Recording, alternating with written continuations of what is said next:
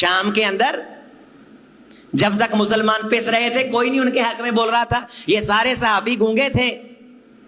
پھر اسلامی حکومت آ گئی تو اس وقت جو منافق قسم کے لوگ تھے انہیں یہ یاد آ گیا کہ بھی اس بشار الکلب کے ساتھ زیادتی ہو رہی ہے، انسانی حقوق پامال ہو رہے ہیں. اور جس جیل سے مسلمان نکالے گئے، جنہوں نے 40 سال سے سورج نہیں دیکھا اور انہیں پیشاب اور ان کا پخانہ کھانے پہ مجبور کیا گیا، یہاں ان منافقوں کی زبانیں گونگ ہو جاتی. اور یہاں لوگ کہتے ہیں جی امریکہ کے اندر بلیوں کا بڑا خیال کرتے ہیں. میں کتنے منافقوں کو جانتا ہوں جو یورپ کی تعریفیں کرتے ہیں جی وہاں بڑے ہیومن رائٹس ہیں، وہاں بڑے حقوق ہیں، وہاں جی بڑی تہذیب ہے، بڑی ثقافت ہے. اور یہ غزہ پہ جنگ مسلط کس نے کی؟ ٹرمپ نے. اور وہ کہتا ہے کہ یہاں ساحل ہے، صحرا، یہاں سمندر ہے اور یہاں ہم بلڈنگیں بنائیں گے، کرائے پہ دیں گے، یہودی آئیں گے، مسلمان بھی آئے رہیں لیکن ہمیں پیسہ دیں، قبضہ ہمارا رہے گا اور مسلمانوں کے ساتھ ہم ہمدردی کریں گے اور مصر سے زمینیں لے کے مسلمانوں کو وہاں جا کے آباد کر دیں گے. سرزمین انبیاء کی وارث ہم، مسلمانوں کا قبلہ اول، اور تم رجس ناپاک اور پلید لوگ آ کر کے وہاں گند مارو. اب بھی جائیے اسرائیل کے جو سمندری کنارے ہیں وہاں جو یہودی ننگے لیٹے ہوئے ہیں اور ان کی عورتیں، کیا نبیوں کی سرزمین اس لیے ہوتی ہے؟ ان بے غیرتوں کو تو اپنے نبیوں کی شریعتوں کا حیا نہیں، یہ تمہارے نبی کی شریعت کا حیا کریں گے.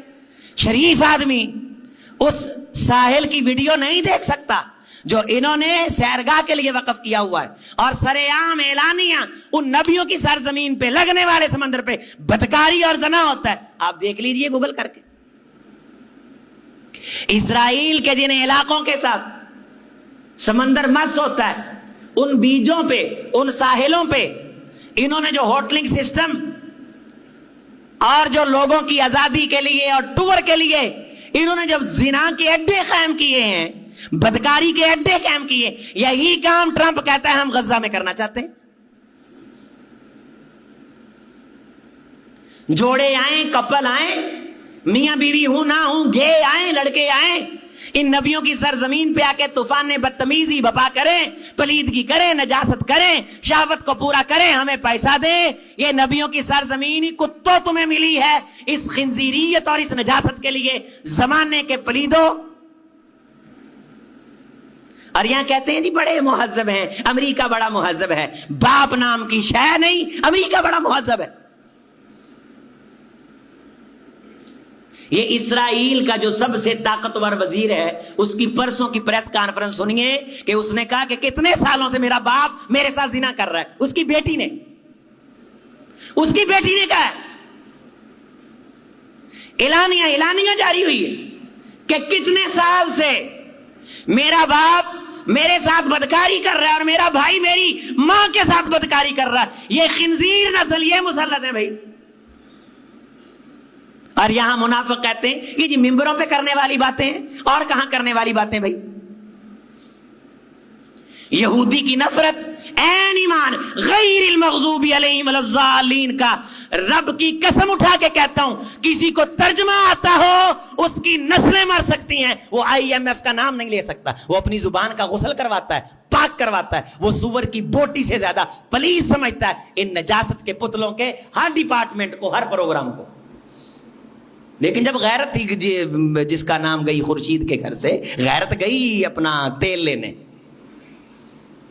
یہ گے کلچر، یہ زنا کا کلچر، یہ بدکاری کا کلچر. یہ کہتے ہیں جی غزہ کے ساحل پہ ہم ہوٹل بنائیں گے، ٹرمپ کہتا ہے، اور وہاں ہم لوگ آئیں گے، بڑا دلچسپ ہے، وہاں کا موسم بڑا دلچسپ ہے، اور آ کے بدکاری کرنے کے لیے بڑا سازگار. اور اس بدکاری کو وہ کہتے ہیں ہیومن رائٹس، کہ یہ انسانی حقوق ہیں، انسان کا جو جی چاہتا ہے کرے، پیسہ دے، اور پیسہ دے کے ہمارے ان علاقوں میں آئے. اور آج کے دن بھی آپ دیکھ لیجئے، یہ جنگ لگی ہوئی ہے تو وہاں ڈرتے ہوئے سیاح نہیں آ رہے، ورنہ جتنا یہودی ہے وہ اپنی ماؤں بہنوں کے ساتھ اسی علاقے میں، ان ساحلوں میں آپ دیکھیے لیٹا ہوا اور ویڈیو اعلانیاں بن رہی.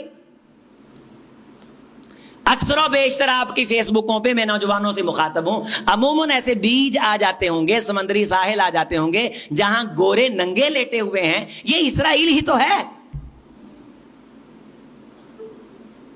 بعض بندے لکھ دیتے ہیں کہ یہ دبئی کا علاقہ ہے، دبئی میں بھی ہے برائن کی اس قسم کی شکلیں، لیکن وہ اتنی ننگی شکلیں نہیں ہیں برائی کی جتنی ننگی شکلیں نبیوں کی سرزمین پہ انہوں نے قائم کی ہوئی ہیں. یہ لے رہے ہیں مسجد اقصیٰ اور وہاں گرا کے قائم کرنا چاہتے ہیں، بنانا چاہتے ہیں ہیکل سلیمانی. باقاعدہ ملک تسلیم کروا کے یہ عزت سے رہ لیں اور دنیا انہیں تسلیم کر لے. یہ قرآن کا فیصلہ کیسے نہیں ہوگا؟ جنگ لگی رہے گی. کبھی یہ اوپر آ جائیں گے مسلمان دب جائیں گے، کبھی مسلمان اوپر آ جائیں گے یہ نیچے چلے جائیں گے، اور اسی کشمکش میں دجال اکبر کا ظہور ہوگا. پہلے دجالی نظام آئے گا، پوری دنیا میں دھوکے کا نظام نافذ کر دیں گے. جس چیز کو یہ اصل کہیں گے دنیا اسے اصل مانیں گی. جو یہ پیرامیٹر بنائیں گے لوگ اس پہ ایمان رکھیں گے، یہ معیار طے کریں گے. یہاں مجھے ایک نوجوان کہنے لگا جی ہماری بوتلوں کا معیار نہیں ہے، ان کی بوتلوں کا معیار ہے. معیار انہوں نے جو بنایا اور ہم اس پہ ایمان لے. یہ دجال کا سسٹم، دجال کا نظام. جس میڈیسن کو وہ کہیں گے اوکے دس از اوکے، دجال کا نظام آئے گا. جھوٹ پہ لوگوں کا ایمان بحال ہوگا، جھوٹ کو لوگ قبول کر لیں گے. پوری دنیا میں ان کا سکہ چلے گا. جسے یہ روپیہ کہیں گے وہ روپیہ ہوگا، جسے یہ سونا کہیں گے وہ سونا ہوگا، جسے یہ ترقی کہیں گے اسے ترقی سمجھا جائے گا، جسے یہ اچھا کہیں گے وہ اچھا ہوگا. جب پوری دنیا میں یہ نظام آ جائے گا، لیکن کچھ لوگ چھپے ہوئے پسے پردہ اس سارے سسٹم سے نفرت کرتے رہیں گے، اور اللہ انہیں جب موقع ملے گا اللہ لے آئے گا. اور جو اس سسٹم کے ساتھ کھڑے ہو جائیں گے وہ دجال کے فتنے سے بچ نہیں سکیں گے، جس دجال کے فتنے سے نبیوں نے پناہ مانگی. اگر آپ بھئی عرب سے متاثر ہیں، آپ امریکہ سے متاثر ہیں، میرے ڈاکٹر دوست ہیں، میرے وکیل دوست ہیں، میرے جج دوست ہیں، میرے سیاستدانوں میں کو مجھے جاننے والا ہے، یا ویسے ہی کوئی ہے ہماری صدائے باز گشت اس تک اگرچہ پہنچتی ہے، تو میں اسے ذرا کہتا ہوں کہ آپ جائزہ لیجئے.